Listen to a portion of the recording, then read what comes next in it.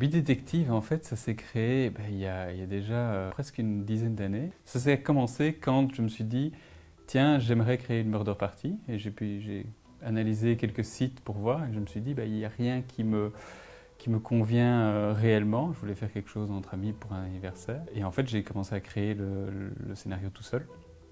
Et là, de fil en aiguille, on a fait des scénarios entre amis. Et puis à un moment, il y a des gens qui ont commencé à dire « Tiens, ça m'intéresserait de faire une murder party, qu'est-ce que c'est, etc.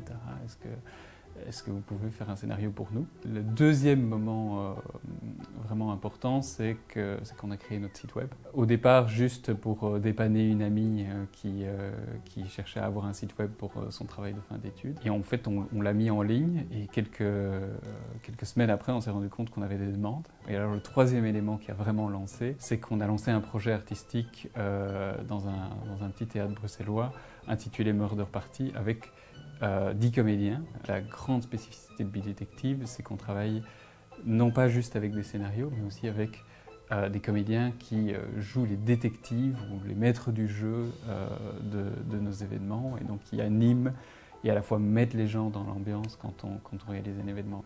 Une murder party, qu'est-ce que c'est ? C'est en gros un jeu de rôle où les participants incarnent des potentiels coupables et devront trouver parmi eux qui est la personne qui a commis un crime.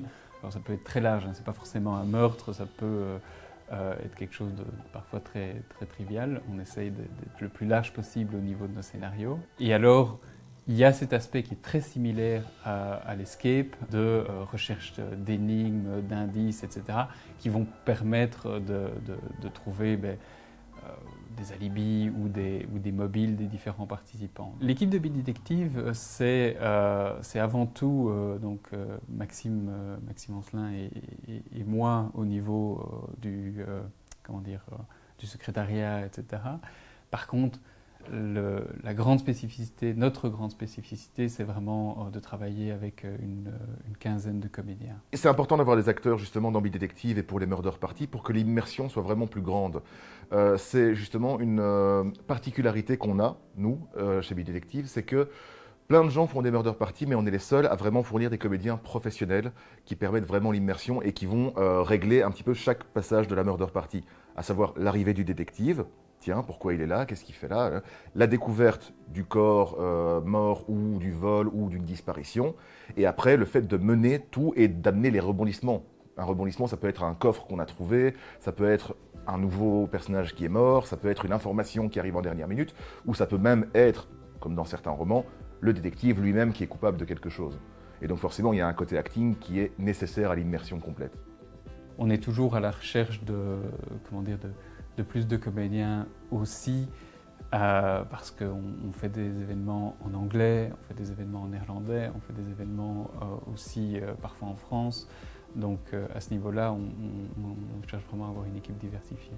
On crée beaucoup de scénarios, on a une vingtaine de scénarios au total. On s'est vraiment développé en fonction des demandes des clients. Donc entre événements en tout petit groupe jusqu'à des événements à 80 personnes par exemple. Donc ça nécessite naturellement beaucoup de scénarios. Donc rien que ça fait qu'on se renouvelle, on écrit à peu près constamment en fait.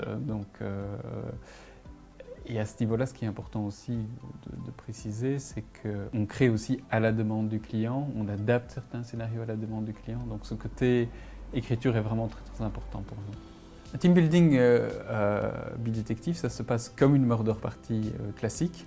La grosse différence, c'est qu'on a un concept qui s'appelle Murder Party par équipe, qui non seulement permet de faire des plus grands groupes, et donc ça nous permet de faire des événements avec les gens qui arrivent sur place, reçoivent leurs fiches et directement commencent le jeu.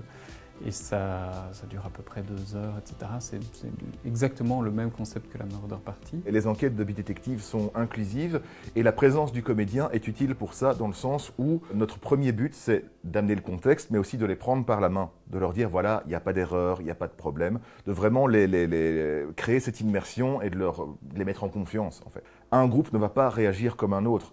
Il suffit qu'un des personnages, un des participants révèle quelque chose qu'il ne doit pas révéler ou se trompe complètement dans ce qu'il va faire, nous, on doit pouvoir retomber sur nos pattes, tout en disant à la personne « c'est pas grave, ça va aller. Voilà, c'est de pouvoir rattraper un peu le coup et vraiment créer un climat rassurant.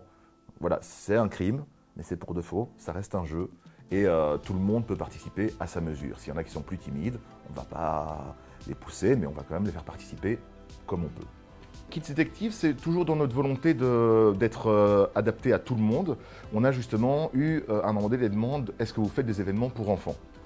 Et donc on a plusieurs possibilités selon les âges. On a détective en herbe, où en gros c'est un détective qui arrive et qui forme les détectives de l'avenir sur une enquête, sur plein d'énigmes à résoudre pour finalement trouver un coupable. Ou alors on a aussi des escapes qui sont totalement adaptés aux enfants. On a des murder parties adaptés aux enfants aussi, mais là on évite de faire mourir quelqu'un parce que ça ne le fait pas. On évite aussi de faire en sorte que ce soit les enfants eux-mêmes qui soient coupables. Et donc voilà, c'est vraiment d'adapter ça aux enfants, à la difficulté. Donc on en a de 6 ans jusqu'à même les adolescents, quoi. Et on adapte les énigmes et le jeu en fonction de l'âge, quoi. On peut amener des connaissances aux enfants, ça peut être ludo-éducatif, dans le sens où ce qui va leur servir à résoudre l'enquête ou à résoudre l'escape, c'est des informations qui peuvent leur donner un apprentissage. Donc du coup, dans un premier temps, c'est chouette, ça va m'aider à ouvrir un coffre, mais en même temps, j'ai appris quelque chose. Donc forcément, ça peut être un outil hyper ludo-éducatif dedans, et même pour les plus grands aussi. Dans le tout début du premier confinement, on était dans une situation assez difficile aussi pour les comédiens, tout le monde était bloqué.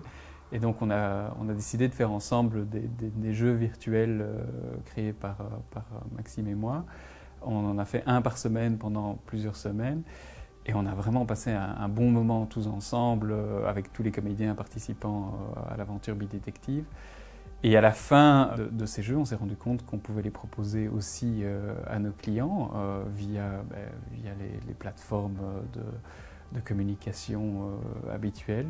Et donc on a un peu finalisé nos scénarios et on les a proposés via des changements sur notre site pour avoir vraiment notre offre e-détective entre guillemets. Et on aura une petite surprise pour les gens qui suivent la vidéo. Il ne faut pas hésiter à continuer à suivre Bidétective parce que c'est quelque chose qu'ils vont pouvoir faire dans le futur. Ils vont pouvoir réutiliser ces scénarios, mais on ne va pas en dire plus jusqu'à maintenant.